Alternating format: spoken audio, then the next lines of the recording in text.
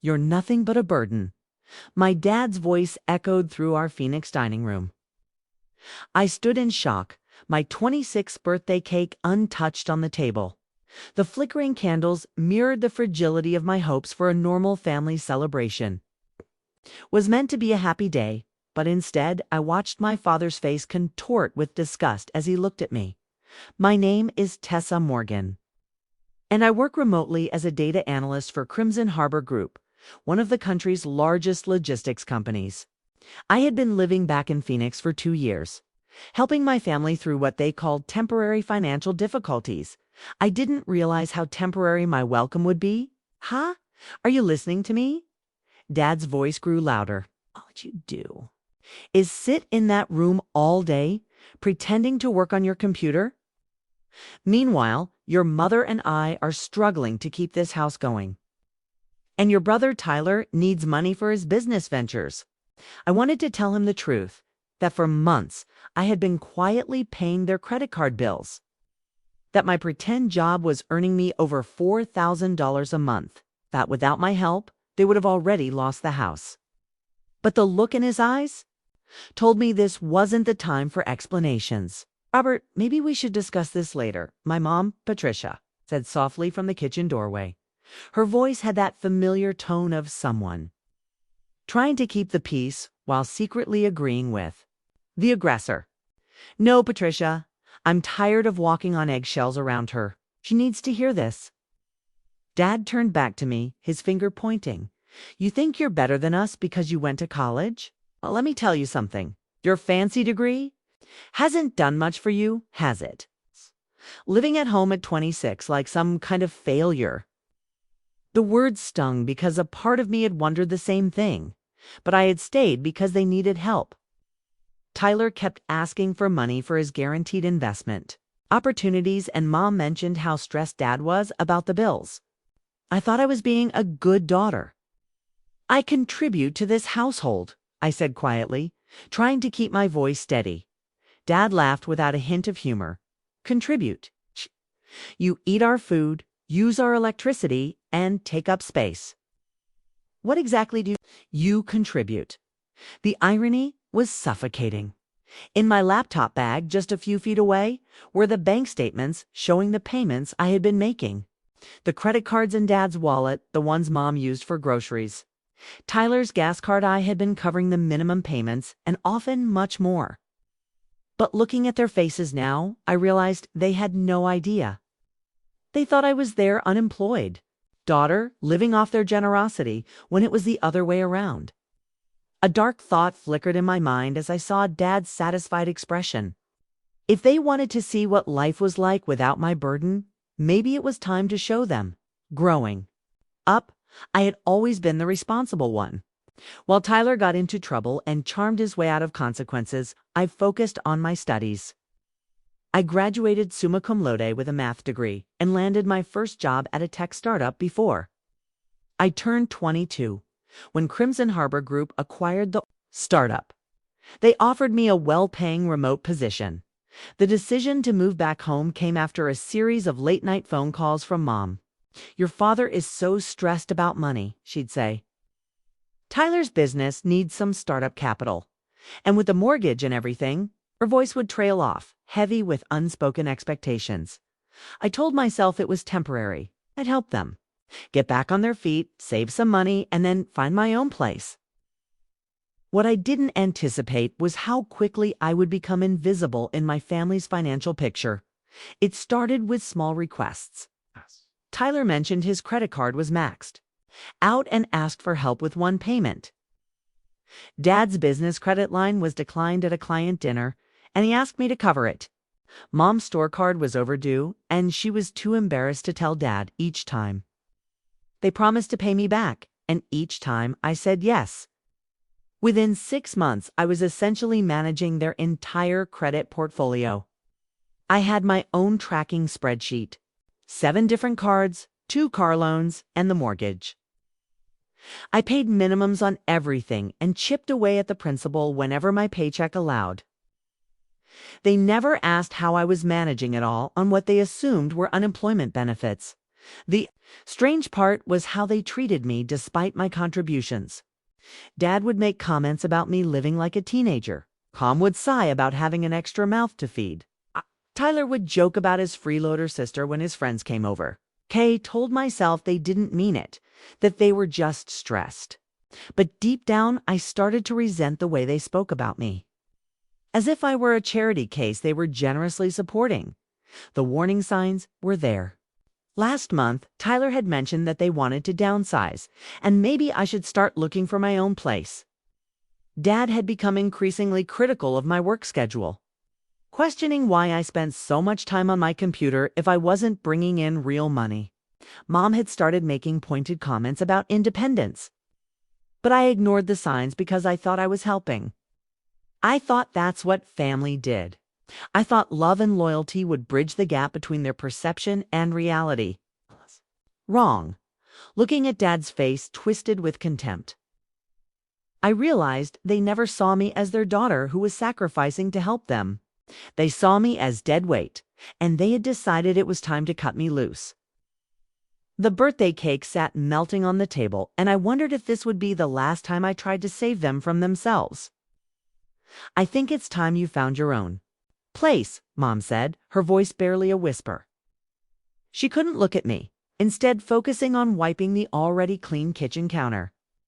"Your father and I have been talking, and we think it would be best for everyone if you moved on." The words were a physical blow. I had been expecting something like this since Dad's outburst, but hearing it from Mom made it real.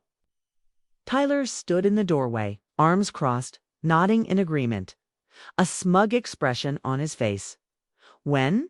I asked, surprised by my calm voice. "Well," Dad interjected, "we were thinking tonight would be good. No point in dragging this out. Tonight, my birthday. They wanted me gone on my birthday." I looked around the living room at the bills on Dad's desk that I had been secretly managing, at the family photos where I smiled obliviously next to people who saw me as nothing more than an inconvenience. "I see," I said. "I'll pack my things." "Don't be so dramatic," Tyler said. "It's not personal. You're 26, Tessa. Most people our age have been on their own for years." I almost laughed. Tyler was 28 and had moved home twice in the past 5 years. Each time, Mom and Dad welcomed him with open arms and helped him get back on his feet. Apparently, that grace didn't extend to daughters who actually contributed financially. "You're right," I said. "I should have been on my own years ago." As I walked to my room, I could hear them talking in the kitchen, their voices lighter now, almost relieved. Dad was already making plans to convert my room into Tyler's home office. Mom was talking about how nice it would be to have the house back to just the three of them. I sat on my bed and opened my laptop. The banking app showed my checking account and the linked credit accounts I'd been managing. 7 credit cards, all with my bank account set up for automatic payments. All of them currently in good standing because of my diligence. For 2 years, I had been the invisible safety net, keeping their financial lives from collapsing. I had sacrificed my independence, my own apartment fund, my dreams of traveling and building my own life, all to make sure they didn't drown in debt. And their response was to throw me out on my birthday because I was a burden. I stared at the screen, my finger hovering over the account management options. Each credit card had my information as the authorized payer. With a few clicks, I could remove my bank account from their automatic payment systems. With a few more, I could freeze the cards entirely. They wanted to see what life looked like without their burden. Maybe it was time to show them exactly what that meant. The thought should have scared me, but instead, I felt something I hadn't experienced in months: power. For the first time in 2 years, I was about to make a decision based on what I left. I can't look at this. And we all know I've been exploring mod. And we all know I've been exploring that path. The thought should have scared me. But, instead, I was stive to find my fad. I might stove to scave my scave munt. Where are so will sa cathig? By the way with Thenwise. I can't caw off my way to sade.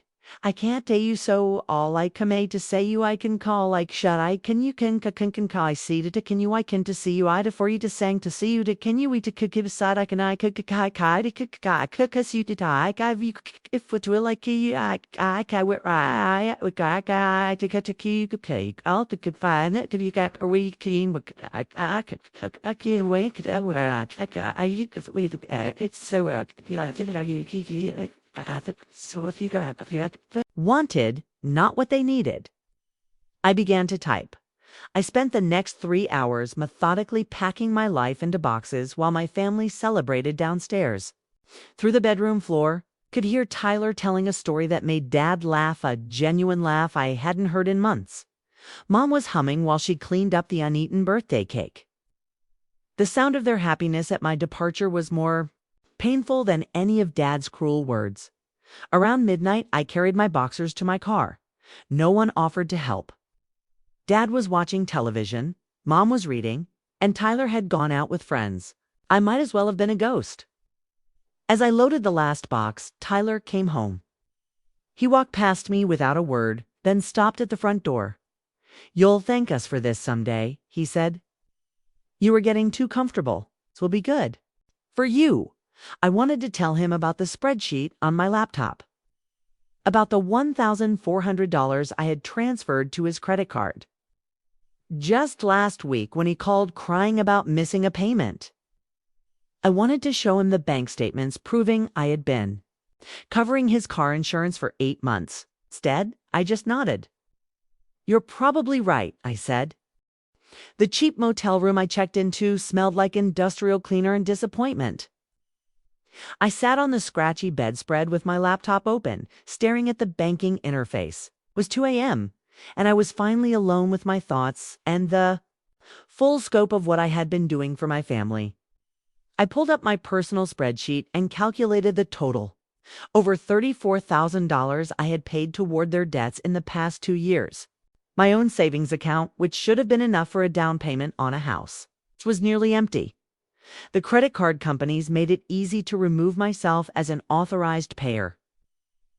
A few security questions and a couple of clicks, and suddenly, their automatic payment systems had no funding source. I didn't cancel the cards entirely. That seemed too cruel. I just removed my financial responsibility. But as I worked through each account, I discovered something that made my blood run cold. Tyler's business credit card. The one he claimed was for legitimate investments. Had charges I had never seen before. Luxury hotels in Las Vegas, high-end. Restaurants, an $8,000 jewelry store purchase. All of it paid for with money I had been contributing. I dug deeper into Dad's accounts and found similar patterns. Business dinners that were actually expensive steakhouse visits with his golf buddies. Office supplies that were clearly personal electronics. Mom's store card showed purchases for designer handbags and spa treatments, all while she told me they were struggling to make ends meet. They hadn't been struggling. They had been living beyond their means and using my money to subsidize their lifestyle while treating me like a charity case. My phone buzzed. A text from Mom. "Hope you find a nice place. We love you." I stared at the message for a long time. If they loved me, why had they made me feel like such a burden? If they cared about my well-being, why had they never asked about my job or my income? Why had they taken my help for granted while making me feel ashamed for needing a place to live? I turned off my phone and closed my laptop. Tomorrow, I would drive to San Diego and start over. Crimson Harbor Group had been asking me to relocate to their West Coast offices for months, offering a significant salary increase and relocation assistance. I had turned them down because I thought my family needed me. It was time to start thinking about what I needed. As I tried to fall asleep, I wondered how long it would take them to realize what had happened. Their credit cards would start declining. Within days, the automatic payments that had been keeping them afloat would bounce. Their carefully maintained credit scores would begin to crumble. A part of me felt guilty, but a larger part felt something I hadn't experienced in years: freedom. I woke up to 17 missed calls. It was 7 a.m. Exactly 12 hours since I had left, and my phone was buzzing constantly. Dad, Mom, Tyler, they were taking turns calling, leaving increasingly frantic voicemails. I listened to them while I packed my remaining toiletries. Tessa, honey, call me back. It's been some kind of mistake with the credit cards. Mom's voice was tight with worry. Tessa, what the hell did you do? My card got declined at breakfast. Tyler, angry but not yet understanding the scope of the problem. Call me back immediately. We need to talk. Dad, using his authority voice. I drove toward San Diego while they called. 3 hours into the drive, the voicemails became more desperate. Tessa, please. I know you're upset, but we can work this out. Just call me back. Mom, clearly panicking now. The bank says you've removed yourself from all the accounts. What the hell does that mean? Tyler, finally beginning to understand. You vindictive little, just call me back now. Dad, no longer. Trying to hide his rage, I pulled over at a gas station and finally answered when Mom called for the 4th time that hour. Tessa, thank God. Where are you? What happened with the credit cards?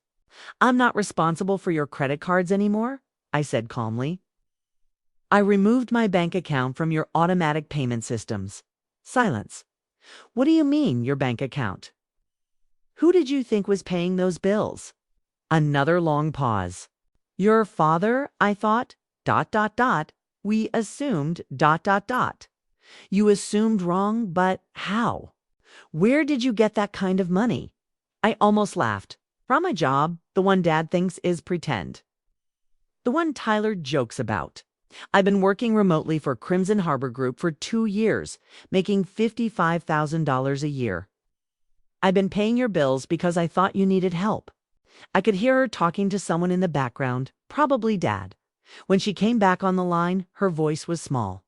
Tessa, we didn't know. If you had just told us ... I tried to tell you. Remember when I said I was contributing to the household, when I mentioned my work?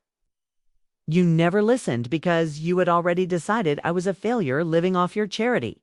That's not. We didn't mean ... double quotes. Yes, you did. And that's fine, but I'm not your safety net anymore. I hung up and turned off my phone again. The drive to San Diego gave me time to think. Without my payments, their credit cards would start declining. Late fees would kick in. Their credit scores would tank. The lifestyle they had been living. Expensive dinners, the shopping trips. Tyler's business expenses would come to an abrupt halt. I felt a twinge of guilt, but it was quickly overwhelmed by anger. They had been living off my income while treating me like a burden. They had used my money to fund their luxuries while making me feel ashamed for needing a place to live. Had thrown me out on my birthday after 2 years of financial support they didn't even realize they were receiving. When I reached San Diego that evening, I called my contact at Crimson Harbor Group's West Coast office. Tessa, I was hoping to hear from you. Are you reconsidering our offer? I am. How quickly could I start? How about Monday? We've been holding a position for you. When can you be here? I'm already here. The relief in my manager's voice was palpable. Perfect. Let me help you find a place. We have corporate housing available, and there's a great apartment complex near the office with immediate availability. For the first time in months, I felt like someone wanted me around. Bye. Sunday, I had a furnished 1-bedroom apartment 3 blocks from the beach. By Monday, I was signing paperwork for a position that paid nearly $70,000 a year. By Tuesday, I had turned my phone back on to discover 43 missed calls and 27 text messages. The messages painted a picture of escalating panic back in Phoenix. Saturday, call us back. This is serious, Dad. Sunday, Tessa. Your father had to cancel his golf weekend because his card was declined. Please call Mom. Monday, my car payment bounced. I could lose my car. Call me Tyler. Tuesday, the mortgage payment failed. We could lose the house. Where are you, Dad? Wednesday, I know you're angry, but this is going too far. Call your mother. Tyler, I sat in my new office looking out at the San Diego skyline and felt nothing. No guilt, No satisfaction, just a strange emptiness where my family anxiety used to live. My new colleague, Jessica, knocked on my door. "How are you settling in?" "Better than expected." I said, "It's nice to be wanted somewhere." "Well, you came highly recommended. The Phoenix team was sad to lose you." "Their loss," I said, and meant it. That evening, I walked to the beach and called my family back. Dad answered on the first ring. "Tessa, where the hell are you?" "San Diego." "San Diego? What are you doing there?" "Got a promotion. I moved." Could hear him talking to Mom and Tyler in the background. When he came back on the line, his tone had shifted to the fake, friendly voice he used when he wanted something. "That's great, honey. Congratulations. Listen, we need to talk about this credit card situation. It's been a misunderstanding." "No misunderstanding. I removed myself from your payment systems because I no longer live with you, and I'm no longer responsible for your bills." "But Tessa," Mom's voice now, "we didn't realize you were paying those bills. If we had known, you would have what? Treated me better? Not thrown me out on my birthday? Not called me a burden for 2 years?" Silence. "We were stressed," Tyler said finally. "We didn't mean those things." "Yes, you did. And that's okay. You wanted me to be independent, and now I am." "But the house," Dad said, desperation creeping in. "The mortgage payment failed. We could lose everything. Then I guess you'll need to figure out how to pay your own bills." Tessa, Mom was crying now. "We're family. Families help each other." "You're right," I said. "Families do help each other. For 2 years, I helped you. Paid your bills, covered your emergencies, and subsidized your lifestyle. And in return, you made me feel like a failure and threw me out the moment you decided I was inconvenient." "We'll make it up to you," Dad said quickly. "Come home. We'll talk this through." "I am home," I said, looking out at the ocean. "This is my home now." I hung up and blocked their numbers. The next morning, I woke up to sunshine and the sound of waves. For the first time in 2 years, I checked my bank account without anxiety. My money was mine again. My life was mine again. I made coffee and sat on my small balcony, watching surfers. My phone buzzed with an email from my new manager, praising a project I had completed and asking if I'd be interested in leading a larger initiative. I smiled and started typing my response. It felt good to be valued for what I contributed rather than resented for what I needed.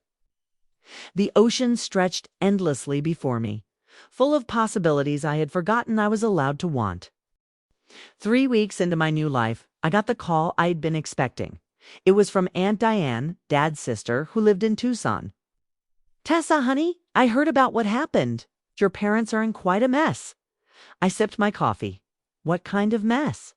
"Well," Diane's voice was careful. "They had to sell Robert's truck to make the mortgage payment. And Tyler moved back in with them because he couldn't afford his apartment anymore. Patricia's been calling around the family asking for loans."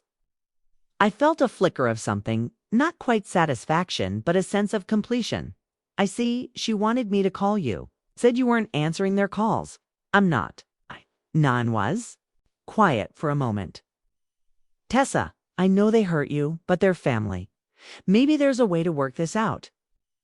I had expected this. In our family, women were always expected to be the peacemakers. "Aunt Diane, did they tell you I was paying their credit card bills for 2 years?" "What? No, they—" "Robert said you were unemployed." "It wasn't unemployed.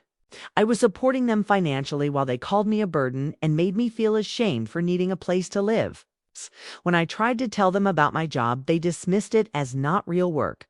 Then they threw me out on my birthday." Another long pause. "Oh, honey, I had no idea. They didn't want you to know because it didn't fit their narrative. They wanted to be the generous parents supporting their struggling daughter, not the struggling parents being supported by their successful daughter. I'm so sorry. It's not your fault. But I'm not fixing this for them. They made their choices." After I hung up, I realized something had shifted. The anger was fading, replaced by something cleaner: indifference. They were no longer my problem to solve. 2 months later, I was promoted to senior data analyst with a corner office and a view of the harbor. My new salary was $85,000 a year plus bonuses. I had started dating a marine biologist named Kyle, who thought my career was fascinating and never once questioned whether my work was real. The apartment complex had become my community. For the first time in my adult life, I felt like I've belonged. That's when Mom showed up. I came home from work to find her in the lobby, looking older and more tired. "Hi, sweetheart," she said, standing up uncertainly. My heart clenched, but my voice was steady. "What are you doing here, Mom? We need to talk. Can I come up?" Against my better judgment, I led her into my apartment. She looked around at my furniture, my view, my life with a mixture of pride and confusion. "This is beautiful, Tessa. You've done well for yourself. Thank you." She sat on my couch, twisting her hands. "We lost the house." I felt a stab of grief, but it passed quickly. "I'm sorry to hear that. We're living with your Uncle Gary now, all three of us in his guest room. That must be difficult. Tessa," she looked up at me with tears in her eyes. "We were wrong. We were so wrong about everything. If we had known you were helping us, we never would have." "You would have what?" "Treated me with respect, asked about my life, valued my contributions." "Yes," she whispered. "Mom, the problem wasn't that you didn't know I was paying your bills. The problem was that you didn't care enough to find out who I really was or what I was doing. You had decided I was a failure, and that was easier than actually paying attention." She was crying now, and it hurt to see. But I had learned the difference between feeling sorry for someone and feeling responsible for fixing their problems. "I came here to ask you to come home to help us get back on our feet." I looked out at the ocean, at the life I had built. "Mom, I am home." 6 months later, I heard through Aunt Diane that Dad had filed for bankruptcy and Tyler was working at a call center. Mom had taken a job at a grocery store, her first in 15 years. They had moved into a small rental house and were slowly rebuilding their lives. I felt a distant sadness for them, like you might feel for strangers in a newspaper. They were no longer the center of my emotional universe. I was sitting on my balcony watching the sunset when Kyle called to tell me about a research expedition in Costa Rica. "Want to come with me?" he asked. "I know you can work remotely from anywhere." I thought about the scared, angry girl who had driven out of Phoenix 7 months ago. I thought about the family who had taught me that love came with conditions. Then I looked at my laptop, at my bank account with 6 months of expenses saved, at my calendar full of work I enjoyed and people who valued my contributions. "Yes," I said, "I'd love to." As I hung up, I realized something important. Revenge hadn't been about hurting them. It had been about refusing